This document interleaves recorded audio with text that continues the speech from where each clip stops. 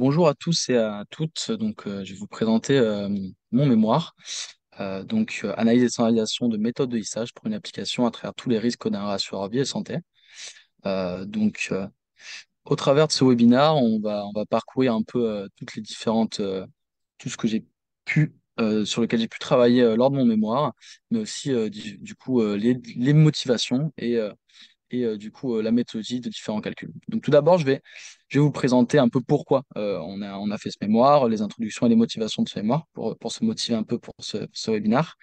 Ensuite, directement aller sur la méthodologie du coup de calcul de taux brut de mortalité, introduire les différentes méthodes de lissage qui sont au cœur du sujet, la présentation et la description d'un modèle que nous avons mis en place, donc, ça s'appelle le modèle GBM Spin, que nous aurons l'occasion un peu de présenter plus amplement.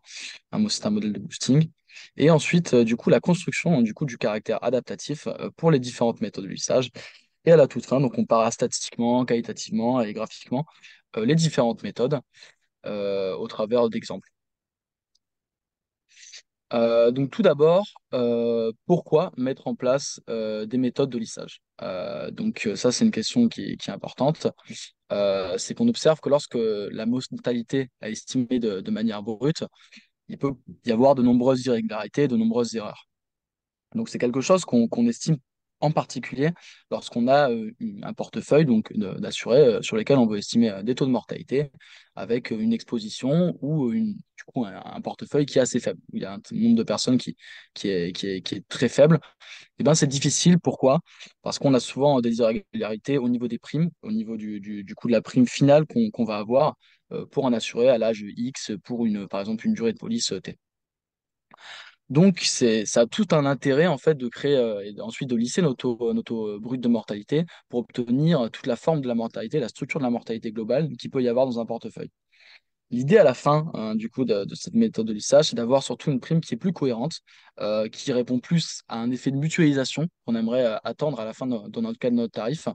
Et, euh, et du coup, ça apporte toute la valeur. Là, par exemple, sur la figure juste à droite, on voit que pour une prime P, par exemple en 2018, on avait une prime pour quelqu'un de 40 ans qui était plus élevée que quelqu'un de 41 ans.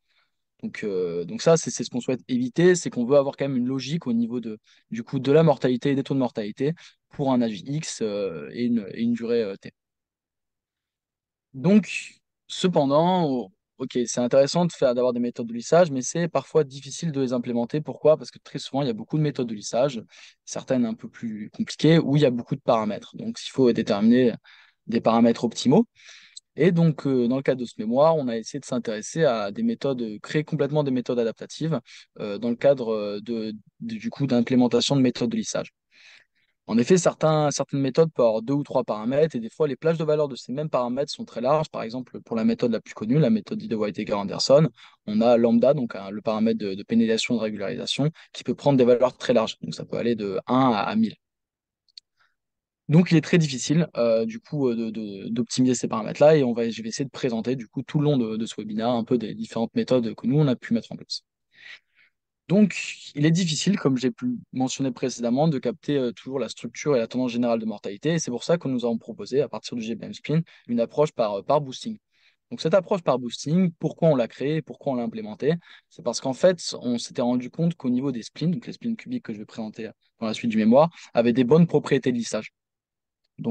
Mais ensuite, on voulait quelque chose qui puisse apprendre au fil des itérations des erreurs qu'il y avait au niveau de la mortalité de notre portefeuille. Donc, on s'est dit qu'une approche par boosting répondait parfaitement à ce problème-là. Et donc, on a essayé d'implémenter un modèle de ce type. Donc, les modèles de boosting ont tendance parfois à surajuster. Il est donc nécessaire de contraindre le modèle. En effet, très souvent, et nous, c'est ce qu'on veut éviter, c'est de se retrouver avec quelque chose finalement qui est toujours très proche des taux bruts de mortalité et qui ne sont pas lissés. Donc, on va ajouter en fait des contraintes sur notre modèle que je présenterai dans la suite du mémoire aussi, qui permettent du coup d'éviter un surajustement des modèles de boosting qui sont assez fréquents. L'avantage des méthodes adaptatives, en fait, finalement, c'est quoi? C'est que ça va permettre d'avoir quand même quelque chose qui a un biais très faible, donc qui est assez proche des taux bruts et assez proche finalement de la mortalité réelle dans notre portefeuille, tout en gardant quelque chose avec finalement une forme de mortalité qui est beaucoup plus cohérente. Donc tout d'abord, je vais vous présenter Ben, la méthodologie des calculs des taux bruts, donc j'en ai discuté, on en a parlé précédemment. Les taux bruts, comment on les estime? Donc nous, on s'est concentré dans le cadre de ce mémoire par estimer du coup des taux bruts par une méthode dite par exposition. Donc qu'est-ce que c'est que la méthode d'exposition? C'est qu'on va pondérer du coup la personne, enfin on va estimer le taux de mortalité de la personne en la pondérant par la durée de présence dans le portefeuille. Par exemple, dans le schéma présenté sur cette slide, on peut voir qu'on a une exposition partielle de notre individu à 53 ans et à 56 ans. En effet, il décède à 56 ans, mais il n'est pas présent complètement en fait, sur l'année en cours. Et de même, à 53 ans, eh ben, il a souscrit sa police d'assurance un peu plus tard finalement que l'âge de ses débuts de ses 53 ans. Donc, pour estimer l'indice de la personne, on va utiliser une méthode par exposition. On voit aussi qu'il a une exposition qui est dite totale entre 54 et 55 ans.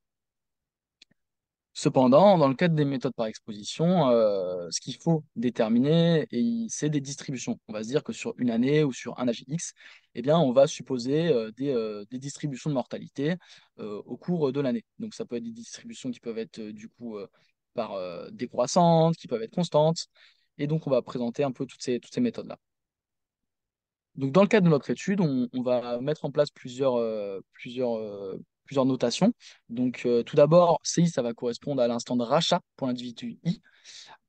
TI, ça va correspondre à l'instant de décès pour l'individu I. NX, le nombre d'individus vivants tout simplement à l'âge X. Et DX, le nombre de décès à l'âge X dans l'intervalle d'étude. On va dire aussi que si DI vaut 1, ça veut dire qu'il y a censure, c'est-à-dire que la personne, par exemple, a arrêté son contrat d'assurance et donc on la considère censurée. Donc pour la méthode par exposition initiale, donc c'est une méthode qui va supposer que le taux de mortalité diminue de manière décroissante dans l'intervalle d'étude. Et pour cette méthode-là, comment on va estimer tout simplement notre présence, notre exposition à un âge X pour un individu? C'est assez simple, comme on peut le voir au niveau du dénominateur de notre formule, c'est qu'on va estimer en fait tout simplement la durée de présence de la personne par le nombre de personnes qu'il peut y avoir entre les deux instants d'étude, donc taux 2 et taux 1. Du coup, plus, en fait, on va juste enlever la durée de présence des individus qui sont censurés. Donc on aura un terme du coup qui correspondra au dénominateur à la durée de présence globale qu'il peut y avoir sur une personne à l'âge X. Donc on récupère finalement comme si on estimait chaque personne de manière complète et on enlève tout simplement ceux qui sont censurés. Ensuite, il y a une autre méthode qui est assez fréquente et utilisée dans la littérature, c'est la méthode par exposition centrale. Donc pour la méthode par exposition centrale, ce qu'on va faire, c'est qu'on va présupposer qu'à un instant, à l'âge X, eh bien, en fait, la mortalité va être constante. Pour un âge donné X, la mortalité est constante et on va ensuite estimer au cours du temps sur l'année cette mortalité-là.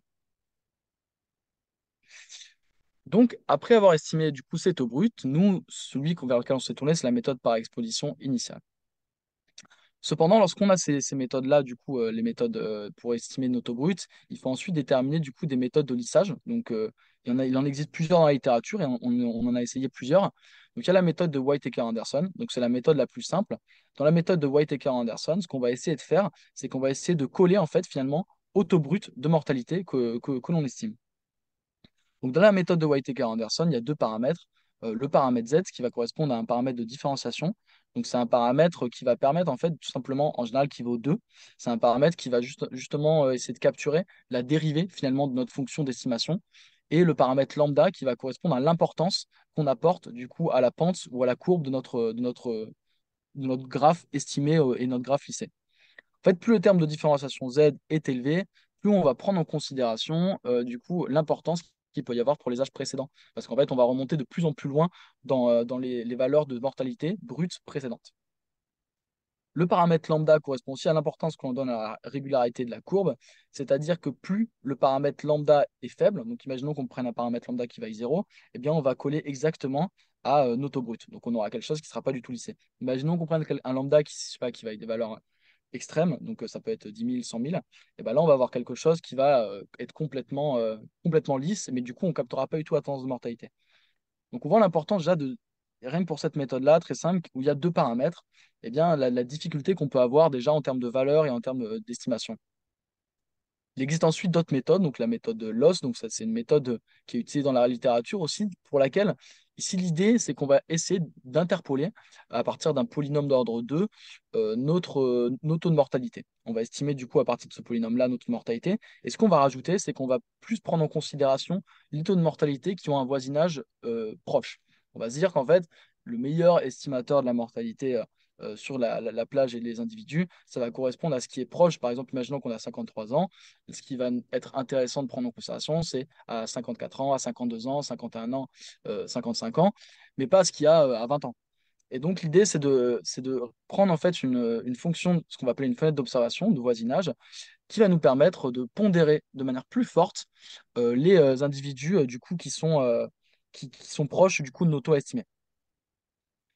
Ensuite, du coup, il y a la méthode par spleen. Donc, la méthode par spleen, c'est une méthode qui est assez particulière. C'est qu'on va essayer d'estimer, on va se dire en fait que nos taux de mortalité, ça va seulement correspondre à la somme de plusieurs fonctions polynomiales. Donc on va sommer toutes ces fonctions polynomiales, et ensuite, lorsqu'on aura toutes ces fonctions polynomiales, on va accorder de l'importance à un polynôme plutôt qu'à un autre. Donc en fait, ça va correspondre tout simplement aux bêta qui sont devant chacune des spins, qu'on note grand B dans tout le cas de ce webinaire. Et donc, ce qu'on va faire, c'est qu'on va tout simplement du coup essayer de fitter nos polynômes d'ordre K avec du coup Noto brut. Cependant, tout comme dans la méthode de Whittaker-Anderson, ce qu'on va vouloir, c'est que entre du coup les différents points de jonction des polynômes, on n'ait pas de pente trop forte. Donc on va vouloir toujours avoir ce phénomène de lissage. Donc on va rajouter un deuxième terme, donc un terme de pénalité dans le cadre de l'équation. Donc on voit que c'est le min de f plus le lambda p. Le lambda p, ça va toujours correspondre au fait qu'on va pénaliser, on va dire, les pentes trop élevées en prenant la différenciation d'ordre 2. Donc ensuite, pour les méthodes de lissage, on va introduire des méthodes de lissage dans le cadre de ce webinaire qui sont dites non ou quasi paramétriques. Donc il y a les modèles GAM, les modèles GLM local, les modèles RBF Network. Donc pour le modèle GAM, qu'est-ce que c'est? C'est que là, en fait, on va se dire que dans le cadre de notre portefeuille, de notre distribution, on va présupposer que la fréquence de décès de notre portefeuille, il suit une distribution de probabilité. Donc, dans le cas du GLM et dans le cas du modèle GAM, ce qu'on va devoir supposer, c'est qu'on a une distribution de mortalité, donc ça va être une loi de Poisson, bleu binomial, etc. Et ensuite, du coup, on va essayer de lisser à partir de ce choix de distribution Noto. Donc, ce qu'on va faire, c'est qu'on va choisir. L'avantage de cette méthode-là, c'est qu'on n'a pas à présupposer de fonctions ou autres. On peut ajouter des effets aussi bivariés et multivariés dans le cas du modèle GAM. On peut aussi ajouter des impacts linéaires, quadratiques. Donc, ça laisse beaucoup de possibilités, mais on doit présupposer quand même une distribution de proba, entre guillemets, pour nos nombres de décès. Pour le modèle GLM local, donc c'est un autre modèle qu'on a pu tester. Donc l'avantage du modèle GLM local, en comparaison au modèle GAM, c'est que là, en fait, ce qu'on va faire, c'est qu'on va ajouter toujours ce phénomène, tout comme le modèle LOS, de voisinage. On va se dire que pour le modèle GLM local, en fait, les meilleurs prédicteurs, ça va être ceux qui vont être plus proches de notre taux estimé que ceux qui sont loin. Donc en fait, on va toujours considérer cette distribution de proba tout en considérant et en estimant du coup les paramètres avec les valeurs les plus récentes, enfin les valeurs les plus proches en tout cas, du moins de notre âge et notre durée de police. Ensuite, il y a le modèle RBF Network. Donc, ça, c'est un modèle qu'on a pu tester. Donc, c'est un modèle qui va, lui, basé sur des réseaux de neurones, qui va, pour chaque réseau de neurones, fitter, en fait, du coup, des fonctions, enfin, de fitter nos âges et notre durée de police. Donc, imaginons qu'on prenne tous les âges, avec, du coup, ce qu'on va appeler des fonctions radiales. Donc, l'avantage des fonctions radiales, c'est que c'est des fonctions qui permettent, tout comme le modèle GLM local et le modèle LOS, de prendre en compte cette idée de voisinage, c'est-à-dire qu'elles vont, avec la norme 2 et du coup, cette idée de voisinage, elles vont prépondérer du coup les points qui sont proches de notre âge. Et donc dans le modèle de deep learning, au fil du coup des couches, eh ben, on va plus prendre en considération les âges qui sont proches de ce qu'on souhaite estimer. Donc on va pas rentrer dans les détails de ce modèle-là, mais on va plutôt entrer du coup, dans le détail de notre modèle de boosting, celui qu'on a mis en place. Donc l'idée de ce modèle de boosting, c'est un modèle qui va essayer en fait d'apprendre au fur et à mesure du coup des différentes formes et des différentes erreurs qu'il peut y avoir dans notre mortalité. Donc en fait, comme on peut le voir sur le graphique, au fil des itérations, le modèle va apprendre petit à petit des erreurs qu'il a pu avoir. Et il va du coup sommer tout ce qu'on appelle des apprenants faibles. Donc c'est les fonctions qu'il va essayer d'estimer tout le long de son apprentissage. Et au fil des itérations, le modèle va essayer de capturer les relations potentielles qu'il peut y avoir. Donc certaines, par exemple, ça peut être linéaire, quadratique, etc. Donc l'avantage de ce modèle-là, c'est que ça permet vraiment, pour notre modèle, de se dire que, par exemple, entre 20 et 30 ans, on va plutôt avoir quelque chose de, je sais pas, quelque chose qui est assez faible, donc en tout cas une mortalité assez faible, alors que pour les âges plutôt élevés, ben, on va se dire, ah, ben, ça va être plutôt quelque chose de quadratique, quelque chose qui a une pente assez forte dans notre lissage. Et donc, en fait, ce modèle-là, petit à petit, il va pouvoir apprendre ça. Et ça, c'est vrai que c'est quelque chose qui est très difficile, je trouve, dès le début pour un modèle, en fait, d'avoir directement ça. Et donc, c'est ça en particulier l'avantage du boosting. Et donc, ce qu'on va faire, c'est qu'on va estimer tout d'abord ce qu'on appelle une fonction de coût. Donc, la fonction de coût, ça va tout simplement être d'essayer de fitter nos taux bruts avec nos taux lissés. Donc, par exemple, pour une dimension, donc imaginons qu'on prenne seulement l'âge, ça va juste correspondre à l'erreur quadratique finalement à un âge donné. Imaginons qu'on prenne aussi la durée de la police, et bien juste on va sommer aussi sur l'ensemble des temps. Donc, voilà, en deux dimensions et en une dimension. On peut aussi présupposer une distribution sous-jacente, mais là, alors, on prendrait le moins la log vraisemblance. Donc, je vous ai mentionné précédemment qu'il fallait prendre en compte du coup, des apprenants faibles. Donc, les apprenants faibles, c'est ce que du coup, tout le long de notre estimation, on va essayer d'estimer. C'est des fonctions qui doivent avoir des bonnes propriétés. Donc, ça, on aurait pu choisir les fonctions radiales comme dans le modèle du coup RBF Network. Mais nous, là, ce qu'on s'est dit, c'est qu'on voulait une fonction qui puisse minimiser finalement une sorte de fonction de perte pour ce qu'on va essayer de capturer. Donc, nous, on veut finalement à la fin avoir quelque chose de très lisse.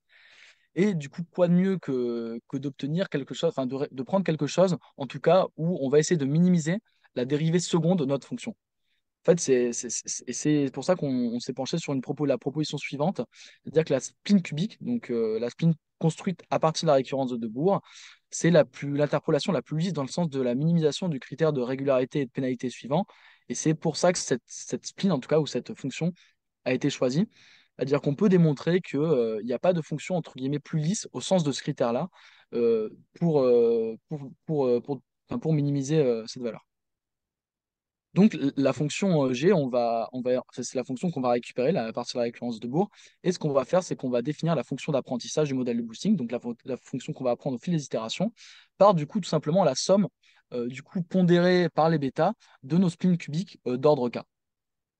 Donc, voici par exemple un schéma de notre spline cubique. Donc, on peut voir au fil des âges, en fait, on va sommer différentes fonctions du coup polynomiales et on va essayer d'interpoler, du coup, c'est la courbe en bleu, notre fonction de lissage. Et au fil des âges, comme ça, bon, les spines cubiques, c'est des fonctions qui ont plusieurs propriétés. Donc, l'une des propriétés qu'elles ont, c'est qu'elles doivent avoir des dérivés et des continuités à certains points de jonction qu'on va appeler des nœuds. Donc, c'est ce que j'ai noté UI ici. Et à tous ces nœuds, en fait, les splines vont s'interpoler et vont avoir des différentes valeurs qui vont être égales. Donc, ça peut être la dérivée première, dérivée seconde, mais aussi en termes de continuité. Et en fait, pour déterminer du coup les spins cubiques, ce qu'on va faire, c'est on peut les estimer par formule de récurrence. Bon, on va pas rentrer dans ces détails-là, mais du coup, le choix de cette spin cubique, elle s'est vraiment fait sur cette proposition-là, de se dire qu'on va essayer de minimiser le critère, un critère vraiment quantitatif, c'est-à-dire minimiser la dérivée seconde au carré. Donc, là, je vous ai présenté, on a choisi du coup nos apprenants faibles. Donc, on a choisi aussi une fonction de coût, donc essayer d'être proche finalement des taux bruts, des apprenants faibles qui conservent des propriétés de lissage intéressantes. Mais comme je vous ai mentionné au tout début de mon mémoire, eh bien, il peut y avoir des problèmes de surapprentissage.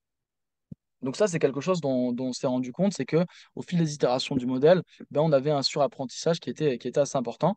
Et donc, ce qu'on a fait, c'est qu'on a ajouté des contraintes dites de convexité et de monotonie dans le cadre du modèle. Et ces contraintes de convexité et de monotonie, qu'est-ce que c'est? C'est tout simplement qu'on va calculer la dérivée première et la dérivée seconde de nos fonctions de spin à partir de la récurrence de Debourg.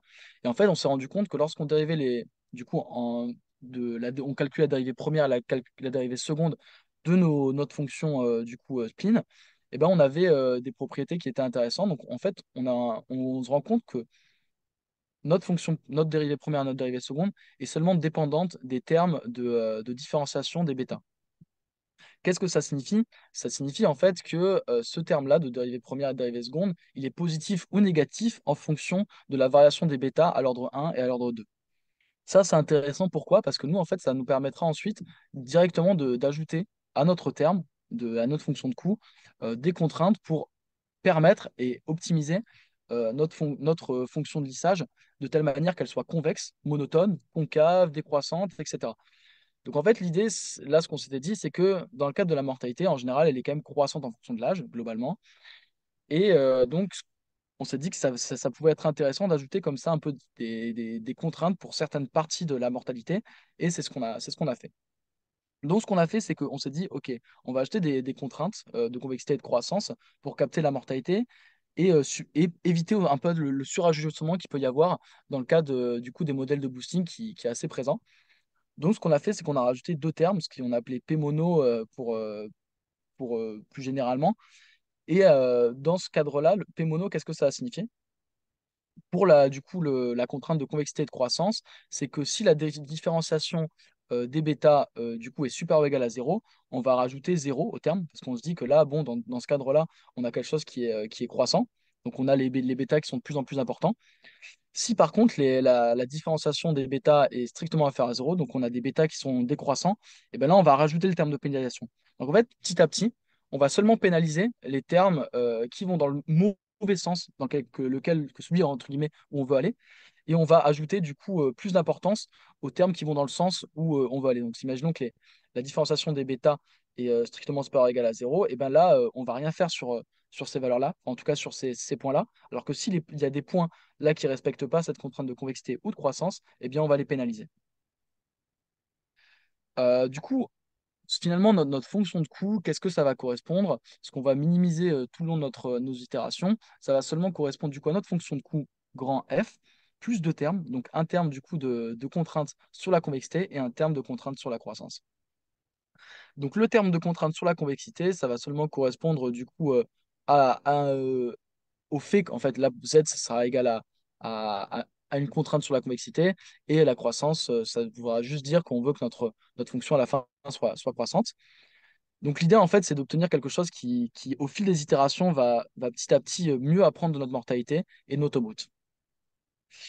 Euh, Cependant, ce que je vous ai un peu mis sous le tapis tout le long de ces explications, c'est comment estimer nos paramètres. Donc là, j'ai présenté beaucoup de paramètres, cependant, il faut pouvoir les estimer. Donc, nous, on s'est concentré sur le critère GCV. Donc, c'est un critère qui va minimiser à la fois le biais, mais aussi, du coup, éviter le surapprentissage. Pourquoi? Parce qu'en fait, ça va correspondre, lorsqu'on passe par exemple le GCV au log, il y aura deux termes qui vont être introduits. Donc un terme qui va correspondre seulement à l'erreur quadratique de auto lissé par rapport à un auto brut, donc le WRSS. Puis un terme du coup qui va correspondre là ici à un terme de régularité, donc lui qu'on pourra minimiser et qui sera directement dépendant du lambda qui correspond, comme j'ai mentionné précédemment, à l'importance qu'on va apporter du coup à la forme et au lissage de notre fonction de notre fonction lissage. Pour l'algorithme, donc on s'est concentré sur un algorithme de descente de gradient pour estimer les différents paramètres. Cependant, comme je vous l'ai mentionné, parfois on peut avoir plusieurs paramètres et comment estimer le paramètre optimal. Donc ce qu'on a fait, c'est qu'on a construit un schéma dit imbriqué. Donc dans le cadre du schéma imbriqué, ce qu'on va faire, c'est qu'on va avoir une matrice qui va correspondre à toutes les évaluations qu'on peut avoir pour un âge X au travers des splines, des fonctions radiales, des fonctions linéaires locales, etc. Et ce qu'on va faire, c'est qu'on va minimiser pour toutes ces fonctions et pour toutes ces valeurs-là les bêtas. Donc, finalement, tout simplement, les poids qu'on apporte à certains âges et à certaines durées. Donc, on va minimiser et optimiser les bêtas. Dès qu'on a du coup un optimum pour les bêtas, ce qu'on va faire, c'est qu'on va optimiser ensuite notre critère GCV et optimiser le lambda, donc le paramètre de régulation dont on a discuté. Lorsqu'on a optimisé ce paramètre lambda, eh bien là, on sort de la boucle et de l'algorithme. Cependant, imaginons qu'on ne trouve pas le paramètre optimal lambda. Ce qu'on va faire, c'est qu'alors on va réitérer et on va recalculer du coup les bêtas optimales, etc., etc. Donc c'est un paramètre qui peut être assez coûteux en temps de calcul, honnêtement, le schéma imbriqué, parce qu'en fait, on voit que tant qu'on n'a pas du coup un bêta qui est à peu près optimal et un lambda qui est aussi assez intéressant, eh bien on va devoir itérer, itérer, itérer. Et donc ça, c'est vrai que ça peut avoir certains problèmes en termes de temps de calcul, mais l'avantage de cette méthode-là, c'est qu'on est sûr d'obtenir des paramètres qui sont robustes à la fin. Donc, je vais vous présenter ensuite du coup des résultats sur les différentes méthodes de lissage. Donc, là, je vais me concentrer dans le cadre de ce webinaire sur certaines métriques. Donc, tout d'abord, je vais vous présenter donc, ce que j'appelle le SMR. Donc, ça va être le ratio de mortalité, donc de standard de mortalité. Le R2, donc le R2, c'est quoi? Ça va seulement correspondre à la part de variance expliquée par notre lycée par rapport du coup à notre brut. Donc plus le R2 est élevé, plus ça veut dire en fait qu'on a une bonne explication dans le cadre de notre modèle. Ensuite, ben, tout simplement des métriques, le SMR comme la mean absolute pourcentage erreur, ça correspond ça à des métriques plutôt qui vont être par rapport à je dirais à quel point en fait on est proche de l'autobrut, et aussi du coup la déviance, dans la plupart des méthodes, on présuppose quand même une distribution de probabilité, donc on peut aussi prendre en compte la déviance. Donc, je vais vous présenter donc les méthodes, enfin, en tout cas, du coup, les résultats des méthodes quantitatives pour une dimension. Donc, pour une dimension, on peut voir que au niveau des SMR, ils sont tous assez proches. Il n'y avait pas de méthode spécialement qui était meilleure que d'autres. Donc, on avait des SMR à chaque fois assez proches de 100%. Donc, on avait pour toutes les méthodes de lissage, elles étaient assez proches du coup des taux bruts. Si le SMR est de 100%, ça veut dire finalement que on a vraiment des taux qui sont très proches. Au niveau de l'erreur, donc on a des erreurs, des MAPE qui sont plutôt faibles aussi pour toutes. Et au niveau des R2, on a des R2 qui sont surtout importants, quand on peut le voir pour le GBM Spin, donc le modèle de boosting, c'est celui qui avait le R2 le plus important pour une dimension. Et l'ensemble de ces résultats, donc on a appliqué au préalable pour estimer notre taux brut de mortalité et notre taux lycée, le critère de Cochrane. Donc, c'est un critère qui va conserver seulement les âges avec plus de 5 décès afin d'obtenir notre taux brut. Donc l'ensemble de ces résultats, c'est issu d'une compagnie d'assurance portugaise et bon, voilà, sans rentrer en détail. Euh, du coup, ensuite pour deux dimensions, c'est surtout là où c'est, je dirais, intéressant parce qu'en fait, pour une dimension, la plupart des méthodes fonctionnaient plutôt bien. L'idée, c'était surtout d'avoir une méthode qui fonctionne bien pour deux dimensions. Et ce qui est assez intéressant, c'est qu'on voit que les modèles, en tout cas les plus performants, c'était les modèles GAM, GBM et GLM local. Alors que les méthodes LOS et PSPIN avaient des SMR qui s'écartaient vachement de la mortalité et des taux bruts de notre portefeuille. Et on avait surtout ce qui est très intéressant, c'est qu'on a un R2 qui est beaucoup plus important que les autres méthodes pour le GBM spin. Donc en fait, le GBM spin en deux dimensions, donc imaginons qu'on rajoute, donc quand je dis deux dimensions, ça correspond à l'âge et la duration de la police. Eh bien, lorsqu'on rajoute du coup une deuxième dimension, on voit que le GBM spin apprend beaucoup mieux de la structure de mortalité et l'explique beaucoup mieux. C'est pour ça qui est important. Et on voit qu'il conserve quand même des très bonnes valeurs en termes d'erreurs, du coup, MAPE, SMR, etc. Et donc ça c'est quelque chose qu'on trouvait assez intéressant. Donc là, je vais vous présenter plutôt une analyse. Bon, j'ai présenté beaucoup de métriques, mais je trouve que c'est toujours intéressant de voir au niveau graphique un peu à quoi ressemblent du coup les résultats. Donc là, par exemple, c'est les taux de mortalité que je vous ai présentés en fonction de la duration et de l'âge pour les différents modèles. Donc le modèle GBM Spin, GAM, LOS. On voit en fait que la plupart des méthodes ont des lignes de niveau qui sont assez lisses, parce que c'est ce qu'on souhaite finalement. Donc c'est assez logique, c'est plutôt bon. Et on voit que le GBM Spin, quand même, il a une petite part ici assez importante, par exemple environ à 60 ans et pour une duration de police de 16 ans. On voit qu'il a une petite structure, une petite hausse de mortalité à cet endroit-là, et il conserve quand même des lignes de niveau qui sont assez bonnes. En fait, on se rend compte que c'est le seul qui arrive à conserver. Donc là, tout à droite, on voit du coup pareil le graphique du coup des lignes de niveau pour les taux bruts. Donc c'est le seul en fait qui arrive à conserver quand même la structure globale. C'est qu'on voit qu'il y a une très grosse hausse dans notre portefeuille à 60 ans et pour du coup une duration de police de 16 ans. Et c'est le seul qui arrive à conserver cette valeur-là. La plupart des autres méthodes, que ce soit le GLM local, la méthode LOS et le modèle GAM, eux n'arrivent pas à capturer ce pic qu'il peut y avoir pour cette partie de la police. Cependant, il arrive aussi à capturer du coup un peu la tendance de mortalité qu'il peut y avoir plus généralement, vu qu'on voit très bien que finalement il conserve la structure qu'il peut y avoir pour les taux bruts qui sont estimés dans le portefeuille. Donc d'un point de vue plutôt graphique, on voit quand finalement même le modèle GBM Spin, eh ben, il fonctionne mieux. Donc bon, d'un point de vue graphique encore, globalement c'est un peu ce qu'on observait. Donc, au niveau de la comparaison plus qualitative des méthodes, en fait, là, c'est quelque chose qui est aussi important parce que le GBM Spin, il perd en interprétabilité. On a un modèle qui est beaucoup moins interprétable et on a un modèle, du coup, qui est beaucoup plus compliqué et plus difficile à auditer. Les modèles GLM et GAM aussi sont très difficiles à auditer, mais ils sont plus flexibles. C'est-à-dire que c'est assez facile de rajouter des différentes dimensions. D'aller en trois dimensions, par exemple, je sais pas, qu'on va y rajouter le niveau, par exemple, de police assurée ou autre, eh bien, c'est assez facile avec le modèle GAM. Pour le modèle de Whitaker Anderson, c'est le plus compréhensible auditable, mais c'est pas spécialement le plus performant. Donc c'est quelque chose qui est aussi à prendre en considération. Et le modèle le plus performant, comme on l'a pu mentionner, donc en termes de SMR, de R2, etc., c'était le modèle GBM Spin. Donc, ce qu'on a pris en considération, nous, c'est quoi? C'est la possibilité d'apporter différentes dimensions à notre modèle. Ça, c'est quelque chose d'important parce que si on veut le personnaliser, et parfois pour certains portefeuilles, c'est assez important de rajouter beaucoup de dimensions, et ben, il y a certaines méthodes qui sont plus intéressantes que d'autres, gamme et GLM local. Et pour l'interprétabilité, eh bien, c'est White et Anderson qui remporte le titre. Au niveau de la calibration aussi, c'est White et Anderson, vu que là, on a vraiment que deux paramètres optimisés et ils s'optimisent assez rapidement. Euh, donc, après, ce qu'on a fait, c'est qu'on s'est dit, bon, on allait comparer quand même au niveau des primes. Et au niveau des primes, bon, on voyait globalement que les primes en une dimension restaient assez similaires quand même. Donc, voilà, bon, c'est pour ça que je me suis concentré sur vraiment présenter le modèle en deux dimensions, parce qu'en une dimension, comme on peut le voir là sur les taux de mortalité brute, eh bien, en termes de primes, on a vraiment des valeurs qui sont assez proches, qu'on conserve les taux de mortalité brute ou qu'on prenne des taux lissés. Le seul avantage qu'on peut voir, c'est qu'on voit globalement que bon, à la fin, on a quelque chose de beaucoup plus lisse en termes de prime. On a une prime qui est beaucoup plus cohérente. Donc, pour conclure, on a du coup de très bons résultats en termes de lissage pour le modèle GBM Spin, donc une taux d'explicabilité à 66% de dimension. On a un modèle qui, pour le coup, qui est complètement adaptatif, donc ça, c'était l'avantage de notre schéma imbriqué pour optimiser les paramètres. On peut aussi ajouter au travers du coup de contraintes de convexité, de concavité, etc., ou même de croissance, une sorte d'avis d'expert sur un peu la structure de mortalité. Et ça, je trouve ça assez satisfaisant.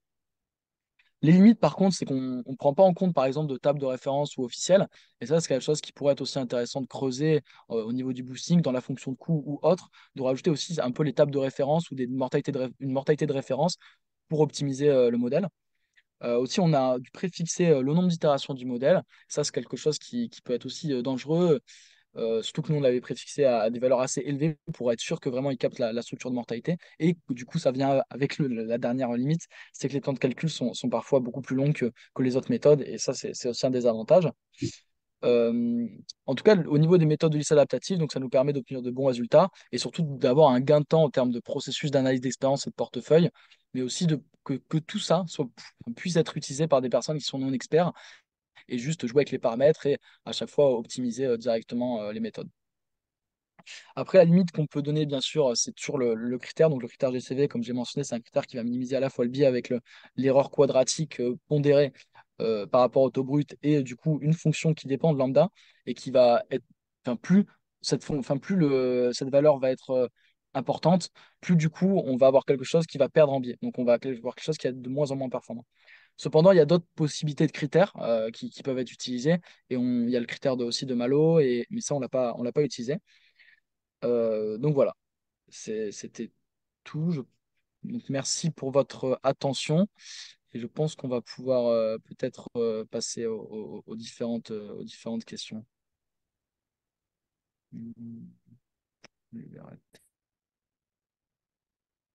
Ah, pardon, ouais, je viens de voir. Donc pour la courbe de niveau, là je viens d'avoir une question sur quel package c'est pour la courbe de niveau. Donc pour la courbe de niveau, j'ai utilisé le package Plotly.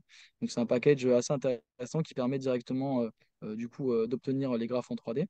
Et en fait, dans le package aussi LogFit, donc pour fitter les modèles GLM local sous R, eh bien, on peut obtenir du coup c'est aussi cette courbe de niveau. Donc voilà, c'est ces deux packages que j'ai utilisés globalement. Et l'avantage de Plotly aussi, c'est qu'on peut zoomer sur certains âges et sur certaines durations de police.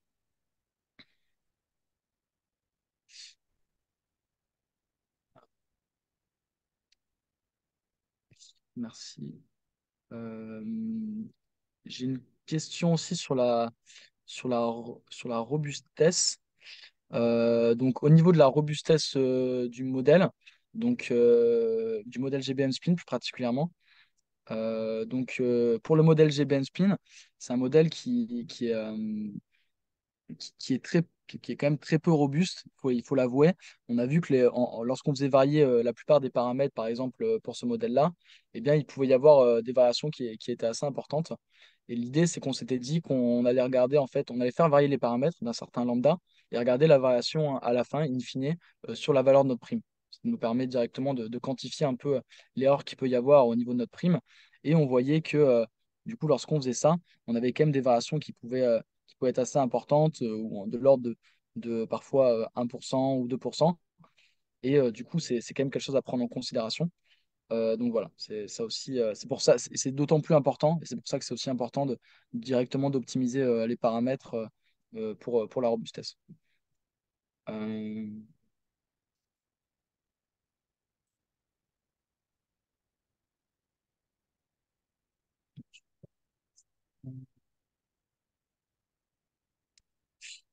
Euh, pour la taille du là j'ai une question sur la taille du portefeuille, donc le nombre d'observations. Je dirais environ qu'on avait environ 100 000 observations. 100 000 globalement, hein, sans entrer exactement dans le chiffre exact, mais c'était environ 100 000.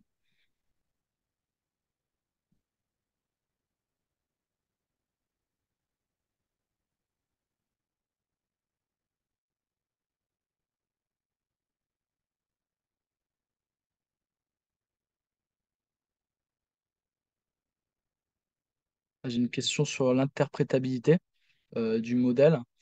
Donc ça, c'est une question qui est intéressante sur l'interprétabilité du modèle, parce que c'est toujours quelque chose qu'on doit prendre en considération.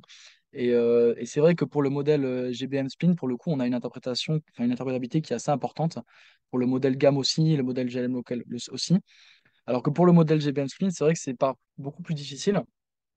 Donc, ce qu'on aurait pu essayer, et c'est vrai que ça, c'est quelque chose qui pourrait être un peu une suite, c'est essayer avec, par exemple, des méthodes de Shapley, donc la valeur de Shapley, de regarder en fait, tout simplement à quel point en fait un âge X apporte dans le cadre de l'estimation de notre mortalité, ou par exemple un âge X et une duration T apportent en termes du coup de qualité de prédiction, mais aussi de qualité en termes d'apport pour la calcul de nos taux finaux. Ça pourrait être quelque chose qu'on aurait aussi pu aborder.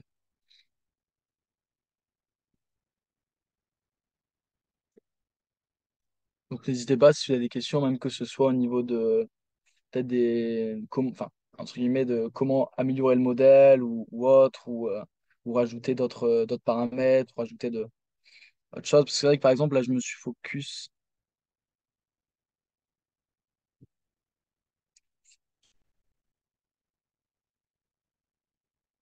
Là, j'ai une question sur la notion de duration. Donc la notion de duration, en fait, ça va juste correspondre du coup au nombre d'années qu'une personne est présente euh, au sein de la police. Donc, on va lui faire correspondre du coup un âge X, donc par exemple 53 ans. On va dire que cette personne-là, ça fait T égale 2, donc par exemple, ça fait 10 ans, enfin, ça fait 2 ans, pardon, qu'elle est dans notre police d'assurance.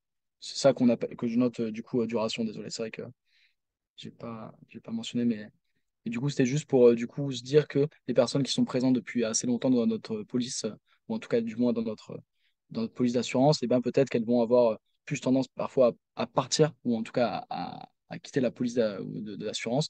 Et donc, euh, et donc ça peut avoir un effet, etc. Donc on s'était concentré là-dessus. Donc X, l'âge était du coup la durée de police. Euh, Pourquoi les QX changent? Oui, peut-être sûrement de l'antisélection. Je pense que ça doit être dû à ça. Du moins, c'est vrai qu'on aurait pu essayer de regarder exactement à quoi ça pouvait être dû, mais je pense que ça doit être dû à ça, effectivement.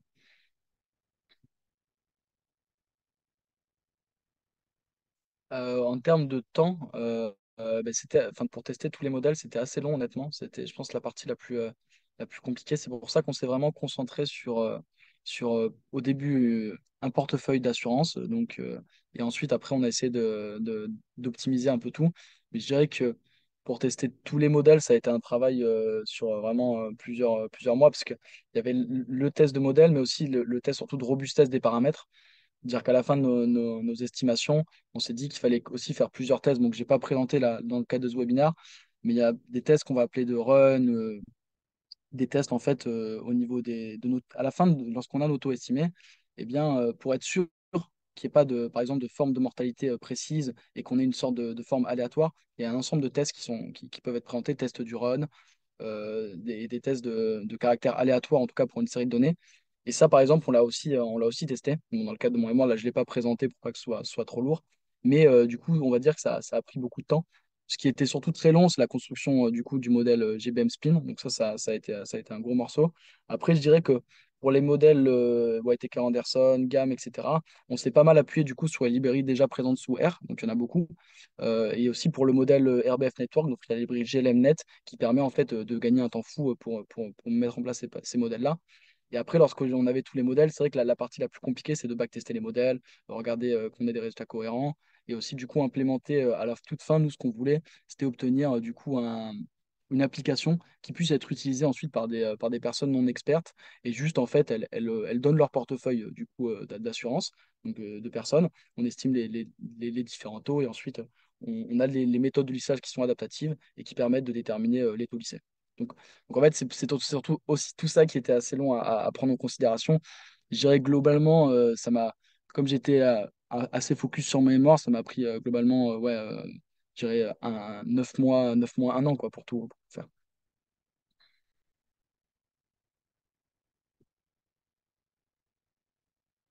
Bon, du coup, là, je pense qu'on peut. Bah, je vois pas qu'il y a je vois qu'il y a pas d'autres questions, donc je pense qu'on va clore le webinaire. En tout cas, si vous avez. Ah, j'en ai une là qui vient d'arriver. Euh, Alors pourquoi vous êtes construit principalement sur algo de boosting et pas d'autres modèles tels que des réseaux de neurones? Alors moi, le modèle de boosting, je me suis surtout concentré là-dessus parce que c'est un modèle qui permet d'ajouter, enfin, en tout cas le modèle, par exemple XGB Boost ou autre, ou la plupart des modèles de boosting, on peut ajouter facilement enfin, des méthodes de régularisation. C'est vrai qu'on peut aussi le faire dans les méthodes je dirais, de réseaux de neurones. Mais en fait, je trouve que, par exemple, pour les réseaux de neurones, ça vaut plus le coup, entre guillemets, lorsqu'on a beaucoup de données. Par exemple, là, dans notre cadre, ça valait juste, en fait, à estimer, du coup, des taux pour un âge et une duration donnée, donc une durée de police donnée.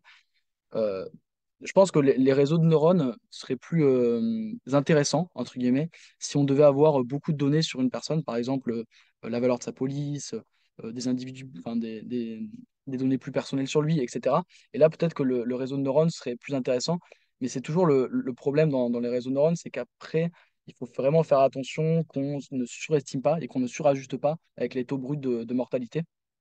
Et c'est pour ça que j'ai préféré me concentrer sur le modèle de boosting qui lui permet pour le coup de choisir la fonction d'apprentissage. Donc là par exemple du coup c'était les spins et aussi d'ajouter directement ces contraintes de régularisation.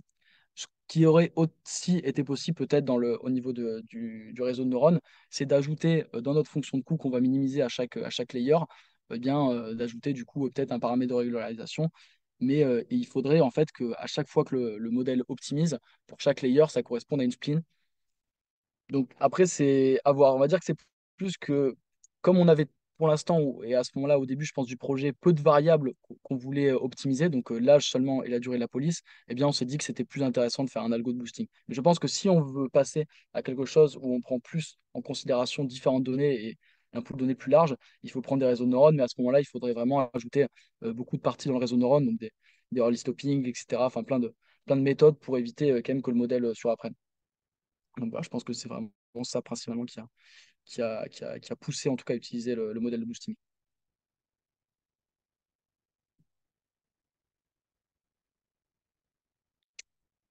Bon, ben, je vois qu'il n'y a pas d'autres questions. En tout cas, bon, ben, merci de m'avoir écouté ce midi et je vous souhaite à tous ben, bon appétit pour ceux qui n'ont pas mangé. Et sinon, en tout cas, merci beaucoup. Au revoir et bonne journée à tous.